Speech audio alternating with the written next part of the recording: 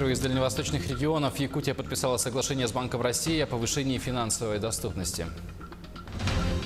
Землю под залог. Законопроект правительства позволит создать условия для привлечения средств в агропромышленный комплекс.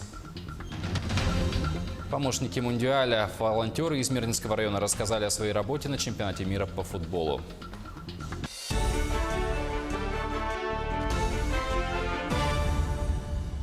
В эфире новости, в студии Павел Танин. Здравствуйте.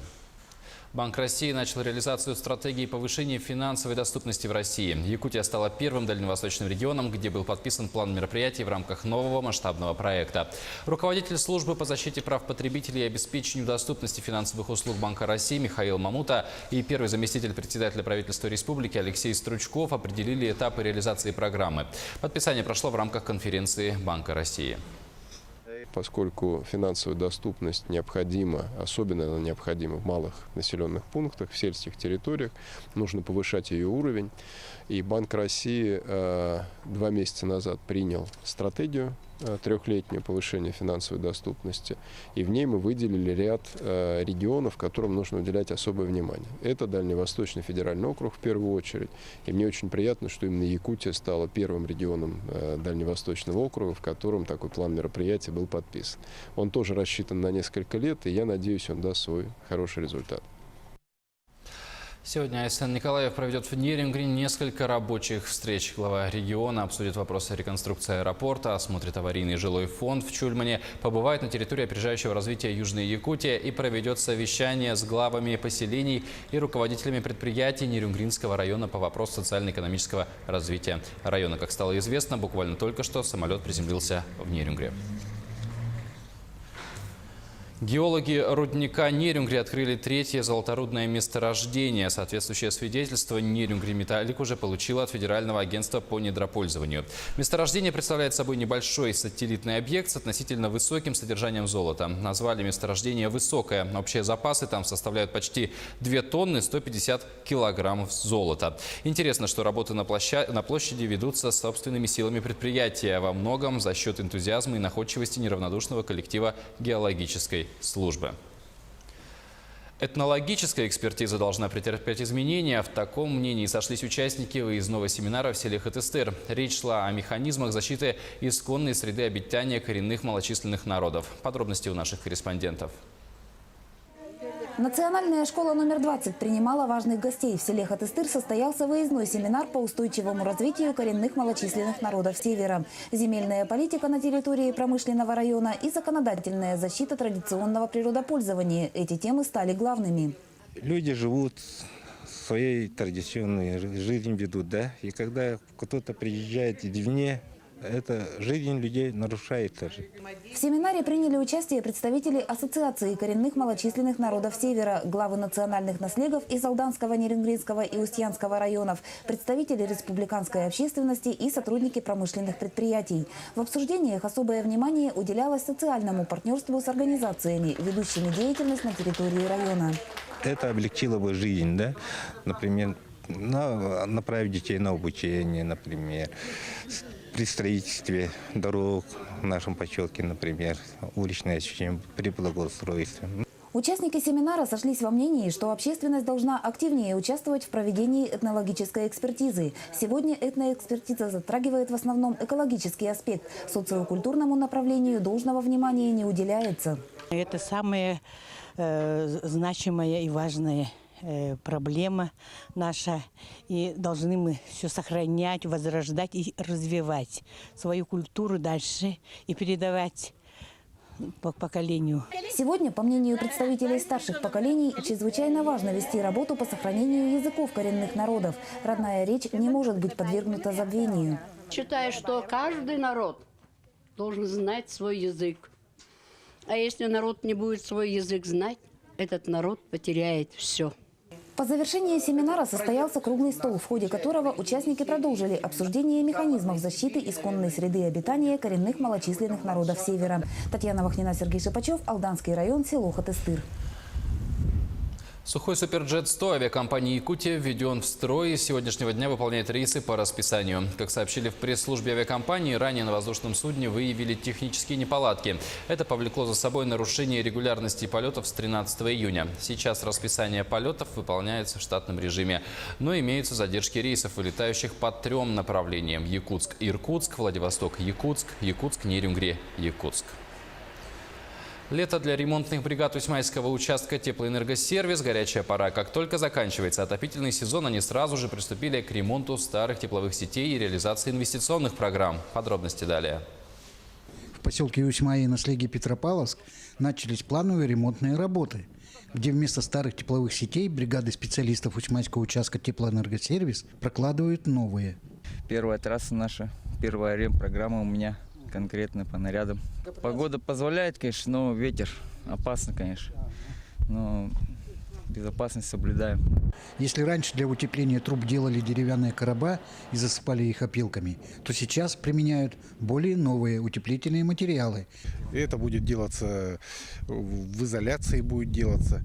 От коробов мы стараемся уходить сейчас. Делаем в изоляции и закатываем в металл.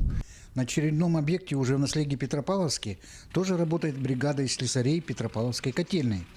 Ребята опытные, уже не первый год выполняют такие, любую работу они выполняют.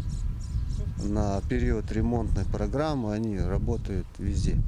Каждая бригада Усьмайского участка «Теплоэнергосервис» применяет свои сварочные генераторы, что обеспечивает бригаде их мобильность и производительность, а также экономию средств. Сейчас ремонтные работы проводятся уже во всех поселениях Усьмайского района. В этом году на ремонтную программу выделено 12 миллионов 800. Материалы частично завозились зимой, частично сейчас завезутся водным транспортом. Параллельно ремонтным работам начинается и инвестиционная программа. Инвестпрограмма Усьмайского участка заложена большая в этом году. Помимо поселков, которые пострадали от паводка, проведут реконструкцию во всех котельных районах, а в Усьмиле построят новую. Выделены государством довольно-таки приличные средства. Будем стараться их все освоить. Потому что прошли торги, закупилось уже котельное оборудование, вспомогательное оборудование для котельных. А это вселяет надежду, что Усьмайский участок «Теплоэнергосервис» начнет отопительный сезон 2018-2019 годов вовремя и проведет его безаварийно. Юрий Таюрский, Усьмайский район. Хакеры нашли лазейку в сетях сотовой связи 4-го поколения. Такая брешь не только может затормозить работу мобильного телефона, но и привести к более серьезным последствиям. Уязвимость может помочь злоумышленникам заблокировать работу банкомата, автосигнализации и систем видеонаблюдения, если они подключены по сотовой связи. Пострадать могут и владельцы квартир, где установлены счетчики, которые сами передают данные по сотовым сетям о расходе электричества и воды. Хакеры могут даже поймать сигнал телефона и оставить его владельца без связи, хотя аппарат будет показывать устойчивый сигнал. Он будет просто находиться в несуществующей сети. Риску мошенничества подвержена каждая третья сеть 4G, считают эксперты, но операторы принимают минимальные меры по защите от таких уязвимостей. 1,5 года жители Ленска ждут решения по строительству нового здания для детской школы искусств. Однако вопрос остается открытым и стал причиной дебатов на сессии районного совета депутатов. Некоторые были за строительство, другие за приобретение готового здания. Тем временем директор школы искусств Татьяна Григо отвечает, что дети и их родители, а также преподаватели устали ждать. В нынешних условиях работать невозможно, считает она. В парке культуры и отдыха Якутска продолжаются работы по установке колеса обозрения. Работы планируют завершить через 2 недели.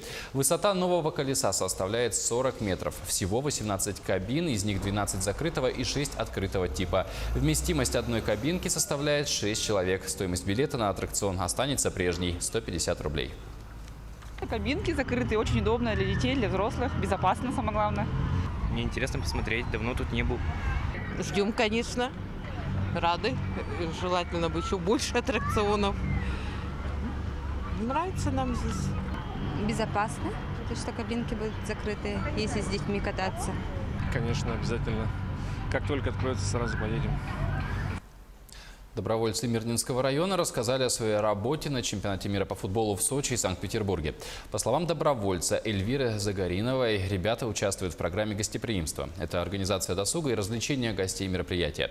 Она также добавила, что гостей много, делегаты каждой играющей страны, команды, руководство ФИФА, фанаты иностранных команд. Все они нуждаются в помощи.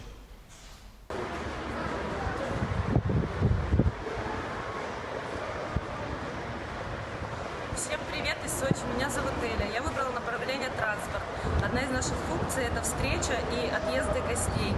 Сейчас мы находимся на точке, зона посадки и высадки. Мы встречаем рефери футбола. Вот на этой машине пропускаем машины. Здесь на запасе у нас стоит еще одна машина.